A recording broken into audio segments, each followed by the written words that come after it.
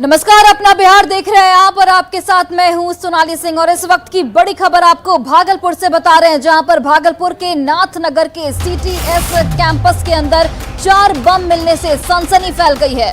तो ये बड़ी खबर भागलपुर से, जहां पर नाथनगर में 4 बम की बरामदगी हुई है।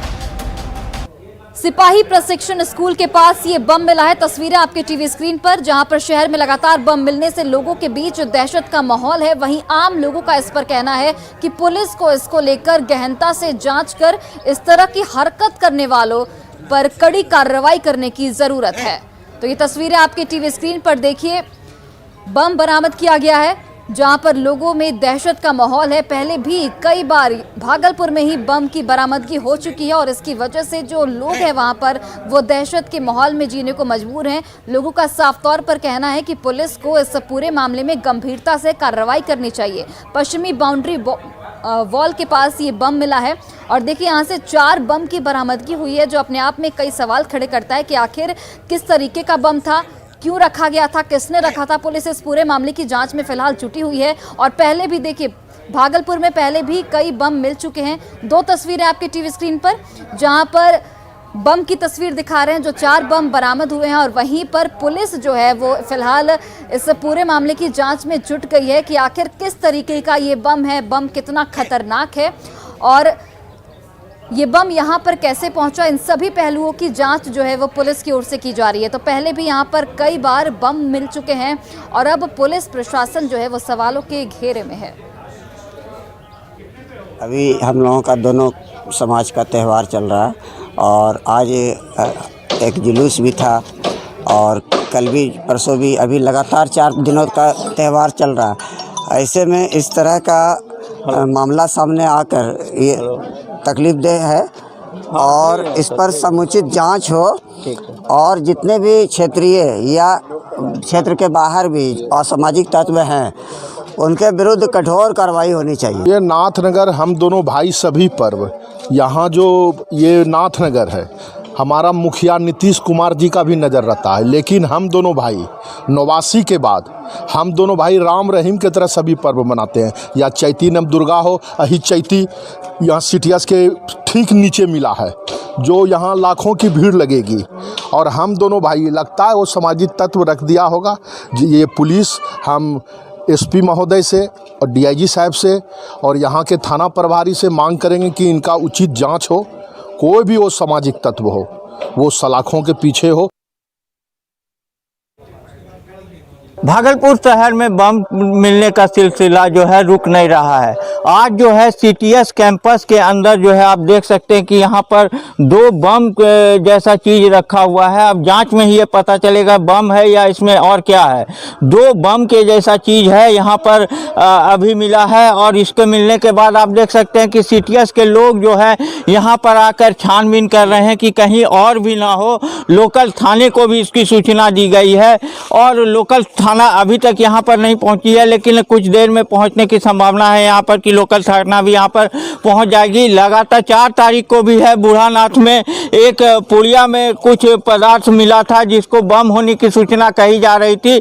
वहीं आज जो है अब सीटीएस कैंपस के अंदर यहाँ पर इस दीवार के उस पार सलाटर हाउस मोहल्ला है और उससे ठीक सटे यहाँ पर 2 बम टाइप का चीज़ जो है गिराया गया है। अब पुलिस जांच में ही पता चल पाएगा कि आखिर ये क्या है। और कहा जा सकता है कि भागलपुर शहर में लगातार जो है बमों के विस्फोट का सिलसिला जहां जारी था, वहीं अब जो है लगातार इस तरह की चीज़ें मिल रही हैं, जिससे कहा जा सकता है कि अपराधी तत्वों या असामाजिक तत्वों की ये खुराफात हो सकती है, जो शहर का माहौल बिगाड़ने की कोशिश कर रहे हैं। और अब पुलिस को जो है तत्परता से ऐसे लोगों के खिलाफ कड़ी कार्रवाई करने की ज़रूरत है। आशीष रंजन, न्यूज़ 18 भागलपुर।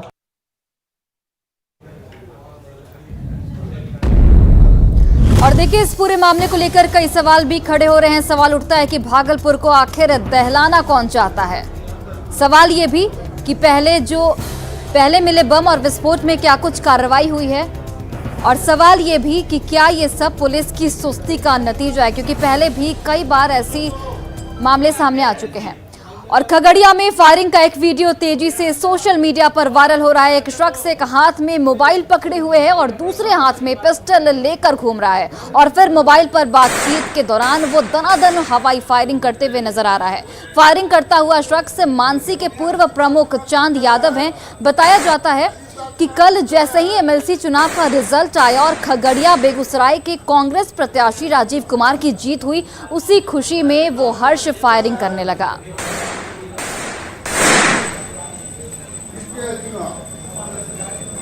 राजीव साहब चुनाव जीत गए हैं।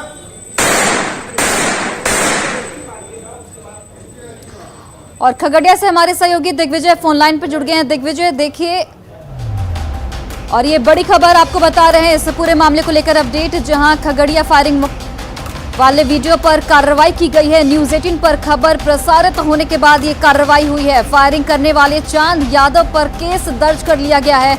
मानसी थाना में पूर्व प्रमुख चांद यादव पर एफआईआर दर्ज किया गया है। गिरफ्तारी के लिए छापेमारी की कार्रवाई भी लगातार की जा रही है। मानसी थाना प्रभारी नीलेश कुमार ने जानकारी दी है।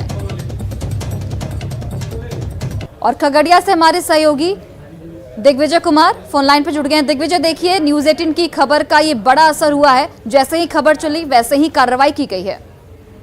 सबसे बड़ी बात क्या है कि बता दें कि जैसे ही खबर न्यूज़ 18 पर चलाई जाती है उसके बाद पुलिस महकमे में भी हड़कंप मचता है और आनन फानन में खगड़िया एसपी अमितेश कुमार जो है वो मानसी थाना प्रभारी को कार्रवाई करने का निर्देश देते हैं। मानसी थाना प्रभारी ने भी चांद यादव पर प्राथमिकी दर्ज की है और गिरफ्तारी के लिए छापेमारी की बात कही है। जो नीलेश कुमार है थाना प्रभारी, उनसे हमारी बात हुई। इनका कहना है कि प्राथमिकी दर्ज करके आगे की कार्रवाई की जा रही है। इस बात की भी जानकारी ली जा रही है कि हथियार जो जिस तरह फायरिंग कर रहे हैं वो लाइसेंसी है या अवैध है। तो पूरे मामले की जांच करिए। जैसे ही उनकी गिरफ्तारी होती है तो पूरे मामले की पटाक्षेप हो जाएगा। इस तरह से ये कह सकते हैं कि हर्ष फायरिंग करने के मामले में पुलिस ने भी एक कार्रवाई की है। जी चलिए दिग्विजय, बहुत बहुत धन्यवाद तमाम जानकारियों के लिए।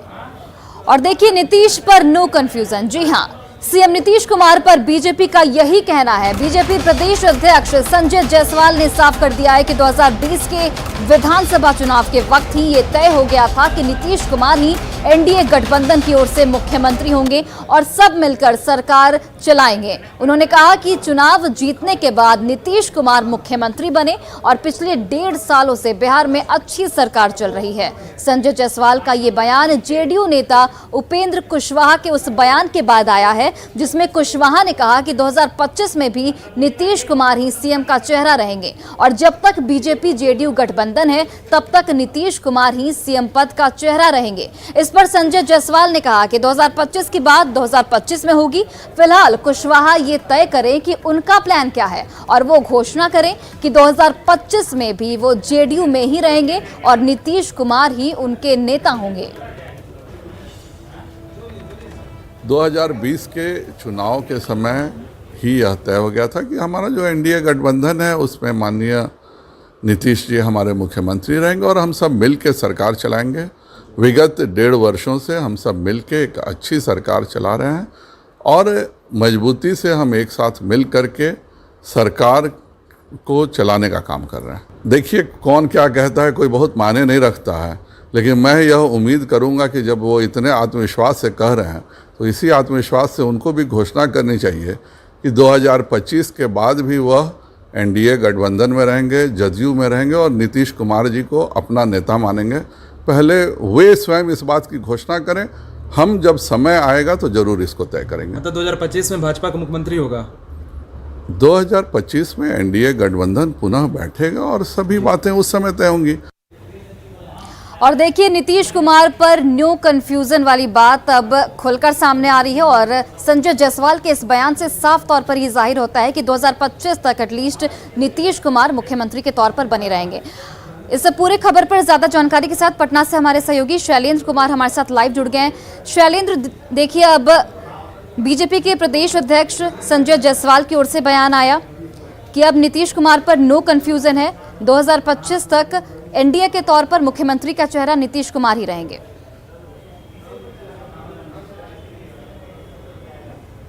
बिल्कुल, देखिए, बीजेपी की तरफ से लगातार ये कहा जा रहा है कि नीतीश कुमार के नाम पर कोई कंफ्यूजन नहीं है, 2025 तक वो मुख्यमंत्री हैं। लेकिन दूसरी ओर यदि हम जदयू की बात कर लें तो जदयू की ओर से कहीं न कहीं इस बात का दबाव बनाया जा रहा है कि 2025 के बाद क्या होगा। 25 तक तो नीतीश कुमार ठीक है, नेता हैं, लेकिन 25 के बाद नेता कौन होगा, क्या रणनीति होगी, रूपरेखा क्या तय करनी है, इसको लेकर के कहीं न कहीं जदयू नेता उपेंद्र कुशवाहा के द्वारा बार बार यह दबाव बीजेपी पर बनाया जा रहा है और खासतौर पर इसी का जवाब भी संजय जायसवाल ने दिया है। लेकिन इतना साफ है कि फिलहाल बिहार की जो राजनीति है उसके साफ तौर पर यह कहा जा सकता है कि 2025 तक कहीं कोई विवाद नहीं है। लेकिन शैलेंद्र, आपको मैं रोकना चाहूंगी। देखिए, जेडीयू से प्रवक्ता नीरज कुमार हमारे साथ फोन लाइन पर जुड़ गए हैं। नीरज जी, आपका बहुत बहुत स्वागत है न्यूज़ 18 बिहार झारखंड पर। मेरा सबसे पहला सवाल आपसे यही कि अब तो नो कंफ्यूजन है नीतीश कुमार को लेकर। मुझे यह समझ में नहीं आ रहा है कि इसकी चर्चा का औचित्य क्या है। ये विधानसभा चुनाव कब तक के लिए हुआ है? जनता का जनादेश क्या है? संख्या बल का जनादेश क्या है? ये बार बार हम नहीं समझ पा रहे हैं कि इसका कारण क्या है।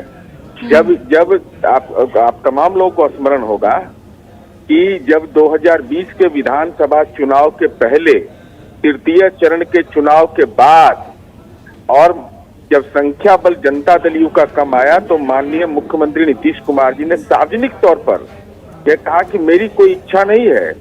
और एनडीए विधायक दल की बैठक का मैं गवाह था, वहां भी उन्होंने यह मंतव्य दिया। और माननीय नीतीश कुमार जी इस राज्य के सर्वाधिक दिनों तक रहने वाले आजादी के बाद के मुख्यमंत्री बने हैं। तो 25 में ही विधानसभा चुनाव होगा ना, तो 25 के बाद 25 तक के बारे में तो आदरणीय प्रधानमंत्री जी ने, गृह मंत्री जी ने, भारतीय जनता पार्टी के राष्ट्रीय अध्यक्ष ने, मैं समझ नहीं पा रहा हूँ कि इस बहस का औचित्य क्या है। आखिर संख्या बल के आधार पर जनता दल यू बीजेपी के गठबंधन की सरकार चल रही है, इसकी चर्चा का औचित्य क्या है? ठीक है, चलिए नीरज जी, आप बने रहिए हमारे साथ। बीजेपी के प्रवक्ता संजय टाइगर भी हमारे साथ फोन लाइन पर जुड़े हुए हैं। संजय जी, देखिए, अब आपके प्रदेश अध्यक्ष का बयान सामने आ गया और उन्होंने साफ तौर पर कहा है कि 2025 तक नीतीश कुमार को लेकर कोई कंफ्यूजन बिहार में नहीं होना चाहिए। लेकिन मुझे लगता है कि 25 तक और 25 के बाद ये अनावश्यक इसे कहाँ से आ गया। इसको कहते हैं बिना मौसम की बरसात, इसको कहते हैं बेवक्त की शहनाई, और इसको कहते हैं अपरिपक्व सवाल खड़ा करना। जब हमारे केंद्रीय नेतृत्व ने, राष्ट्रीय नेतृत्व ने चुनाव के पहले ही कह दिया था कि चुनाव के बाद एनडीए की सरकार बनेगी, तो उसका नेतृत्व आदरणीय नीतीश कुमार जी ही करेंगे। और हमारे पार्टी के इस निर्णय में कोई बदलाव आया नहीं है, तो फिर ये सवाल कहाँ से खड़ा हो रहा है। देखिए, उपेंद्र कुशवाहा जी बहुत ही बुद्धिमान और चलाएमान नेता हैं। उनका एजेंडा बदलते रहता है। 2014 में वे हमारे साथ थे लोकसभा के चुनाव में, 2019 में तेजस्वी जी के साथ मिलकर खीर पका रहे थे, 2020 में ओवैसी जी के साथ मिलकर स्वयं मुख्यमंत्री बन रहे थे। फिर कुछ दिन पहले नीतीश जी को प्रधानमंत्री बना रहे थे। अब 2025 में स्वयं उनका एजेंडा क्या होगा ये कहना अभी जल्दीबाजी होगा। हमारा पूरा ध्यान 2024 के लोकसभा चुनाव पर केंद्रित है। तो अभी हम हसुआ के बुआ में खुरपी का गीत क्यों गाए, 25 तक क्या होगा, 25 के बाद में क्या होगा। हमने पहले ही कह दिया और लंबे समय से नीतीश जी के साथ है। ठीक है, हमारे पार्टी के नेता अटल जी ने नारा दिया था, नया बिहार नीतीश कुमार। तब से कुछ कालखंड को छोड़ दीजिए, हम नीतीश जी के साथ मिलकर सरकार चला रहे हैं, लोकसभा विधानसभा का चुनाव लड़ रहे हैं। और जब कप्तान के नेतृत्व में टीम चौका छक्का लगा रही हो, मैच पे मैच जीत रही हो, आपने देखा लोकसभा के चुनाव में 39 सीट जीते, विधानसभा के चुनाव में हमको बहुमत मिला हमारे गठबंधन को, विधान परिषद के चुनाव में हमने राजद से दुगने से भी ज्यादा सीटों पर जीत हासिल की। तो टीम बेहतर प्रदर्शन कर रही है, बिहार तरक्की कर रहा है, चौके छक्का लगा रही है, तो कप्तान को लेकर सवाल कहाँ से उत्पन्न होता है। ठीक है, चलिए, आप दोनों का बहुत बहुत धन्यवाद हमसे बातचीत करने के लिए। और मैं शैलेंद्र के पास वापस लौटना चाहूंगी। शैलेंद्र, अपनी बात आप पूरी कीजिए।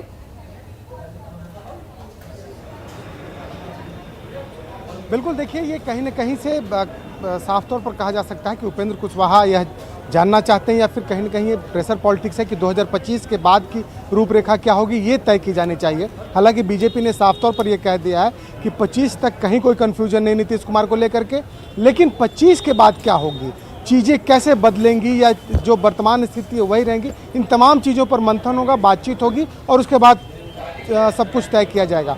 लेकिन जदयू की ओर से बार बार यह खासतौर पर उपेंद्र कुशवाहा के द्वारा जो सवाल उठाया जाना, मतलब साफ है कि जदयू के यह चाहती है कि बीजेपी 25 के बाद की रणनीति भी जल्द तय कर ले। अभी ही सभी सारी बातें हो जानी चाहिए। लेकिन जो बिहार की फिलहाल जो परिस्थिति दिखाई दे रही है और बीजेपी का जो मूड है वो चलिए शैलेंद्र, बहुत बहुत धन्यवाद तमाम जानकारियों के लिए।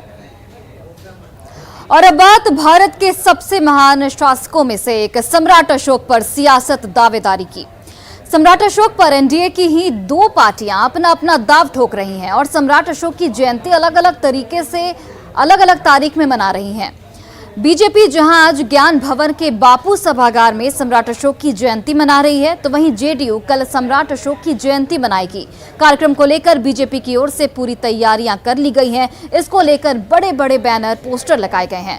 आज के कार्यक्रम में बिहार बीजेपी के नेताओं के अलावा केंद्रीय मंत्री भूपेंद्र यादव, यूपी के डिप्टी सीएम केशव प्रसाद मौर्य भी शामिल होंगे। बापू सभागार से जानकारी दे रहे हैं हमारे संवाददाता रजनीश कुमार। सम्राट अशोक का नाम बिहार ही नहीं बल्कि संपूर्ण भारत के साथ साथ विश्व के इतिहास में काफी महत्वपूर्ण है। लेकिन हाल के दिनों में इस नाम को लेकर राजनीति काफी तेज हो गई है। खासकर जयंती की बात करें तो एनडीए में ही 2 अलग अलग दल ने जयंती की तारीख अलग अलग रखी है। यानी बीजेपी की तरफ से जहां आज पटना के ज्ञान भवन स्थित बापू सभागार में सम्राट अशोक की जयंती मनाई जा रही है, वहीं जदयू की तरफ से कल 9 अप्रैल को एसकेएम में कार्यक्रम का आयोजन होना है। दोनों दलों के कार्यक्रम स्थल अलग अलग हैं और बीजेपी की तैयारी जो है पूरी कर ली गई है। पटना के ज्ञान भवन की आपको तस्वीर दिखा रहे हैं, जहां पीएम मोदी से लेकर गृह मंत्री अमित शाह और तमाम जो कैबिनेट मंत्री हैं, बिहार के दोनों डिप्टी सीएम हैं, साथ ही कैबिनेट मंत्री हैं, तमाम लोगों की तस्वीरें यहां पर दिख रही है। और ज़्यादातर उम्मीद जताई जा रही है कि बिहार के अधिकतर नेता जो हैं बीजेपी के वो यहां पर शामिल होंगे। खासकर केंद्रीय मंत्री भूपेंद्र यादव और उत्तर प्रदेश के डिप्टी सीएम केशव प्रसाद मौर्य भी यहां पर शामिल होंगे। जबकि कल जो है महात्मा गांधी ज्योतिबा फूले सहयोगी है जदयू के, और जदयू जो संसदीय बोर्ड के राष्ट्रीय अध्यक्ष हैं उपेंद्र कुशवाहा, वो भी तैयारी में जुट गए हैं। तो यहाँ पर सम्राट चौधरी की तरफ से पूरी तैयारी कर ली गई है। यहाँ पर तमाम जो बीजेपी के नेता हैं वो शामिल होंगे। जाहिर है एक तरफ जहाँ एनडीए में कहा जा रहा है कि अटूट है, एनडीए में कोई मतभेद नहीं है, लेकिन सम्राट अशोक की जयंती के बहाने कहीं ना कहीं 2 अलग अलग बयान आ रहा है और राजनीति जो है तेज होती जा रही है। कैमरामैन दीपक के साथ रजनीश कुमार। विभिन्न सामाजिक समूह के लोग जिनको सम्राट अशोक की गौरवशाली परंपरा का एहसास है, वैसे लोग कार्यक्रम में भाग लेते हैं। तो ऐसी स्थिति में अलग अलग भी कार्यक्रम होते हैं, लेकिन मूल भावना सम्राट अशोक की वैभवशाली इतिहास के नए पीढ़ी को जानकारी देना है। जेडीयू और बीजेपी के बीच आपसी खींचतान और अंतर्कलह किस कदर है, एक और उदाहरण देखने के लिए मिल रहा है। जब सम्राट अशोक की जयंती दोनों पार्टियां अलग अलग मना रही हैं, अलग अलग डेट में, तो इससे पता चलता है जब ये सहयोगी हैं सत्ता में, एनडीए में शामिल हैं, इसके बाद भी हर मामले में देखा जाता है बार बार कि दोनों पार्टियों में मतभेद उजागर होते रहे हैं। तो ये बता रहा है कि सत्ता के लिए सिर्फ ये एकजुट है, बाकी इन्हें किसी चीज से लेना देना नहीं है। और अब आइए जानते हैं कि कौन थे सम्राट अशोक, जिनकी विरासत को हथियाने के लिए दावेदारी लगातार ठोकी जा रही है। सम्राट अशोक भारत के सबसे प्रतापी सम्राटों में से एक थे। सम्राट अशोक ने ईसा पूर्व 3री शताब्दी में शासन किया। सम्राट अशोक की राजधानी पाटलिपुत्र थी। कलिंग को छोड़कर पूरे भारत पर सम्राट अशोक का शासन था। सम्राट अशोक ने हजारों स्तंभों और स्तूपों का निर्माण करवाया था। कलिंग युद्ध के बाद सम्राट अशोक ने बौद्ध धर्म अपना लिया। अपने शिलालेखों के माध्यम से उन्होंने अहिंसा का प्रचार किया। श्रीलंका, अफगानिस्तान, बर्मा, पश्चिम एशिया में बौद्ध धर्म फैलाया। ईसा पूर्व 249 में 3रे बौद्ध संगीति का आयोजन किया। तो देखिए, ग्राफिक्स के जरिए हमने आपको बताया कि सम्राट अशोक कौन थे और आखिर इनकी विरासत को लेकर इतनी बहसबाजी क्यों हो रही है। और फिलहाल इस बुलेटिन में बस इतना ही। आप देखते रहिए न्यूज़ 18 बिहार झारखंड।